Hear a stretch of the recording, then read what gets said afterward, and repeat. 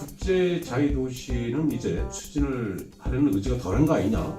우리 처에서는 제가 봤을 때, 언론에서 봤을 때는 그런 부분이 굉장히 많은데 어떻습니까? 국제자유도시 가야 됩니까? 말아야 됩니까? JDC를 중앙정부 기관이 아닌 제주도로 이관시켜야 된다는 말을 계속 하고 있거든요. 이번 또 제주특별법 개정을 통해서도 해보겠다는 그런 의지를 보이고 있는데 어떻습니까? 그 밖에서 보는 거하고 직접 와서 지내보니까 장단점이 있을 것 같은데.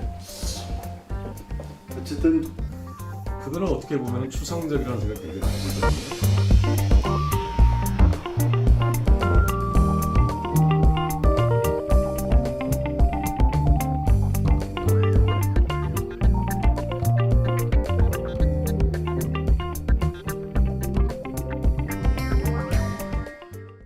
저는 JDC와 함께 제주도민들과 국민들과 함께 새로운 꿈을 꾸고자 합니다. JDC를 제주 발전의 심장으로서의 기능을 다할 수 있도록 바로 세워 나가겠습니다. 네, 안녕하세요. 한라일보 정치부장 고대로입니다. 3월 7일이죠. 우리 문대림 JDC 이사장님이 취임하신 지 2주년이 되는데 그 2년 동안 많은 변화가 있었겠지만은 또 취임 2주년을 갖는 우리 문대림 이사장님의 감회도 남다르지 않을까 그런 생각을 가져서 오늘 그냥 무작정 예고도 없이 찾아왔습니다. 네, 예고도 없이 찾아왔는데 일단은 우리 이사장님께 그동안 취임 2주년 맞는 소감이 어떤지 먼저 여쭤보겠습니다. 어떻습니까? 나름 2주년 동안 열심히 해왔기 때문에 성과도 있었고 아쉬움도 있었다 이렇게 보고 있습니다. 특히 이제 헬스케어 타워는 이제 조만간 공사가 재개될 것 같고요. 예외 휴양장 주거단지는 투자자 소송이 마무리됐고 그런 것들은 보람이 있지만 나름대로 아쉬운 점은 산업구조의 안정화, 다변화를 위해서 제주행 4차 산업을 키워야 되고 이 첨단 단지를 추진을 해야 된다는 것에 대해서 누구나가 동의를 하고 있습니다. 그럼에도 불구하고 이것들이 추진이 매우 늦어지고 있는 부분, 이러한 부분들이 좀 아쉽고요. 코로나라는 상황 속에서 저희들이 나름 열심히 노력을 했지만 그럼에도 불구하고 아직은 이제 면세점 매출이라든가 또 국제학교 운영과 관련해서 너무나 힘든 시기를 보내고 있다. 그 가운데서 특히 기억에 남는 일은 됩니까? 역시 저희는 예래 휴양형 주거단지 투자자 소송을 해결한 것이죠. 4조 5천억 규모의 소송을 1250억에 정리해냈던 것이죠. 이제 제주도에서 네. 우리 제주도에서 그동안 늘 JDC를 중앙정부 기관이 아닌 제주도로 이관시켜야 된다는 말을 계속 하고 있거든요. 이번 또 제주특별법 개정을 통해서도 해보겠다는 그런 의지를 보이고 있는데 어떻습니까? 그 밖에서 보는 거하고 직접 와서 지내보니까 장단점이 있을 것 같은데. 정부 차원에서 제주도에 JDC라는 공기업을 만들어 줬다는 것은 상당한 특혜라고 보고 있습니다. 국제자유도시 추진을 위한 정책은 이건 제주도의 정책이기도 하지만 중앙정부 차원 국가정책이라는 것이거든요. 국가정책의 추진을 뒷받침할 수 있는, 전담할 수 있는 공기업, 이것은 당연히 정부 산하로 줘야 된다는 것이죠. 개발사업 수익금, 면세점 수익금을 통해서 목적 사업들을 수행할 수 있도록 그런 특혜를 준 것이죠.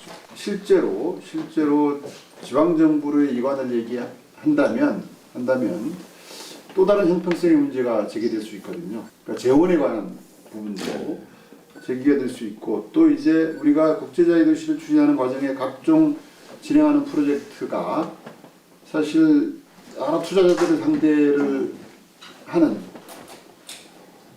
그런 사업이기 때문에 그 투자자들은 국가 공기업에 대한 신뢰를 가지고 시작했던 것이거든요. 이런 사업들이 쭉 현재 마무리되지 않고 진행 중인 상태에서 기관의 소속을 바꾼다는 것은 이건 엄청난 도발이라는 것이죠. 그럼 그 도발이 누구를 위한 도발인가를 생각하면 저는 더 이상 또는 당분간 아니지만 JDC 이관에 관한 문제는 이제 실익이 없다. 저는 이렇게 보고 있습니다. 또 일전에 보니까 제주항 개발 사업에도 앞으로 이제 JDC가 좀 참여하고 싶다는 의지를 보인 것 같아요. 섬이라는 특수성상 통상으로 먹고 살아야 되지 않습니까? 물류의 문제, 사람, 상품, 자본의 자유로운 이동. 사람의 자유로운 이동은 어느 정도 이뤘지만 상품의 자유로운 이동을 위해서 우리가 실질적으로 접근한 게 별로 없잖아요. 그러니까 제주항이 무역항으로 지정됐지만 실질적으로 무역항으로서의 기능을 제대로 수행하고 있다? 저는 아니라고 봅니다. 대표적으로 컨테이너 전용부도가 없거든요. 그래서 제주도의 농산물을 수출하려고 하면 부산이나 목포나 가서 네. 거기서 규격 컨테이너에 옮겨 실어져서 수출을 해야 되는. 그러면 거기에 상당한 인프라 비용들이 들 테고 안정적으로 추진을 해야 되는데 그 ADC가 어쨌든 신항만 공사에 참여도 하고 사업 시행자로 참여도 하고 또는 이제 물류 인프라 확충을 위해서 배후 부지에 물류단지를 이제 조성하는데 JDC가 참여도 하고 또 컨테이너 전용 부두와 관련해서도 제주도와 해수부하고 협의를 해야 되겠지만 지금 한 80% 이상이 제주도에는 7, 8피트거든요. 6피트, 8피트거든요. 컨테이너들이. 예, 컨테이너 규격. 다 이게 컨테이너라고 우리는 부르지만 물류 전문가들은 용기라고 부릅니다. 용기. 이런 용기들은 사실 무역을 위한 화물 운송용으로 쓰일 수 없거든요.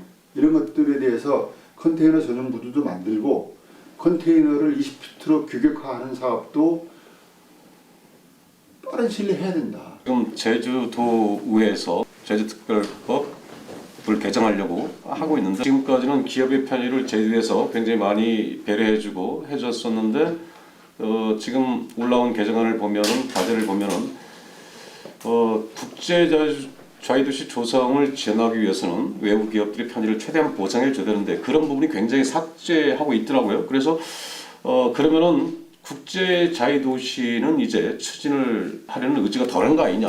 우리 처에서는 제가 봤을 때 언론에서 봤을 때는 그런 부분이 굉장히 많은데 어떻습니까? 국제 자유도시 가야 됩니까 말아야 됩니까? 저는 이제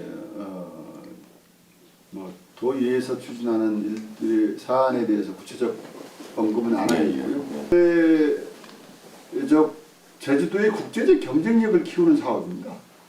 국제도시 사업이 이거 당연히 해야 되는 것이 멈춤 없이 해야 되는 것이라고 봅니다.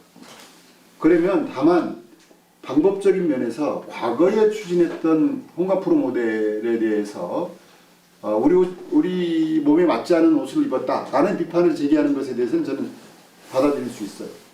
어쨌든 홍콩과 싱가포르의 지리 문화적 역사적 배경이 그 주변 상황적 정치 상황이라든가 경제 상황 종합적인 배경들이 틀린데 그것을 따라가려고 했던 부분에 대해서 문제 제기하는 것은 저희가 받아들이지만 제주의 국제 경쟁력을 키우기 위한 각종 사업들의 추진에 대해서 제도의 개선에 대해서 소극적으로 임하는 것은 저는 온당치 못하다고 봅니다. 그러면 무엇을 가지고 제주의 국제 경쟁력을 높일 것인가에 대해서는 저희 JDC가 정리한 내용이나 이번 미래융협과 관련해서 농협진들이 제시한 내용들은 기본은 제주의 가치가 전제된 사업. 여기에는 제주의 가치라면 생태환경, 평화인권 그리고 제주형 4차 산업. 네네. 들어보면은 굉장히 추상적인데 제주형 4차 산업으로 해서 제주의 어떤 경쟁을 갖겠다 이렇게 말씀 많이 하고 뭐 제주 환경을 보존해서 뭐 그 환경 보존으로 인해서 나중에 지역에 제주가 뭐 성장할 것이다 이런 얘기를 많이 하는데 그거는 어떻게 보면은 추상적이라는 생각이 굉장히 많이 들거든요. 제주도가 제시한 제주형 4차 산업은 에너지, 모빌리티, 그리고 환경, 인바이러먼트 이 세 가지죠. 세 가지고 그 사업들은 사실 지금 제주도의 산업구조 1차 산업, 3차 산업 중심의 산업구조의 이외의 공간을 얘기하는 것이거든요. 생소하긴 하지만 모빌리티 사업이 저는 추상적이라고 보지 않고요. 저는 그렇게 봅니다. 그 에너지와 관련해서도 지금 에너지와 관련해서 저는 제주도가 에너지와 관련된 문제에서 심각하게 좀 이제 고민을 해야 된다고 봐요. 그러니까 재생에너지 사업도 지금 거의 멈춰 있지 않나 싶어요. 저는. 제주도란 좁은 공간 내에서 그것들을 풀어내게 되면 이게 하나의 큰 비즈니스가 될 것이라고 저는 봅니다. 그래서 그럼 그런 인재들이 서울에서 공부하고 훈련돼서 제주도 내려서 창업하고 뭐 기업 생태계를 만들어가는 저는 그렇게 안 봐요. 여기에서 키워야 된다. 그래서 저희들이 영어교육도시의 대학원 중심의 대학, 이 대학원 중심의 대학에서 제주행 4차 산업 인재들을 키워내겠다. 이렇게 해서 약간 생소할 뿐이지 추상적이지는 않다. 제주는 왜냐 그러면은 지금 전기차 같은 경우에도 제주가 전국에서 보급률이 가장 높지 않습니까? 네. 근데 전기차 관련 산업을 보면은 산업 활성화 안 돼 있거든요. 그래서 전기차 보급률 높은 거는 결국 제주도가 전기차 특구 지정된 것은 결국 대기업들의 어떤 판매처를 늘려주는 것에 그치고 있다. 그래서 그런 회의적인 생각을 많이 했다고 합니다. 그 점에 대해서는 우리 이사님 상당히 비판적으로 다가서야 될 부분이라고 저는 이해해 주시고요. 도민과 함께 성장하는 동반 성장하는 그런 기업이 되기 위해서 여러 가지 사업들을 구상하고 있고 또 저희들이 4차 산업혁명 시대를 살아나갈 청년 인재 양성을 위해서 소위 말하는 창의 주도형 인재 양성을 위해서 AI와 관련된 강좌, 체험 공간 제공 등 다양한 사업으로서 도민 여러분들께 그리고 도내 청소년 여러분들께 다가서고 있다는 말씀을 이 자리에서 드리고 싶습니다. 도민 여러분들이 제20DC 때문에 행복했다. 우리의 삶의 질을 향상시키는데 매우 유익한 기업이다. 라는 이제 칭찬을 들을 때까지 최선의 노력을 다하겠다는 말씀을 드리겠습니다. 도민 여러분 행복하십시오. 고맙습니다. 오늘 무작정 인터뷰 시도를 했는데 고생하신 문대림 이사장님 취임 2주년을 받아서 더욱 멋진 모습 보여주기를 기대하겠습니다. 자, 여기서 마치겠습니다. 고맙습니다.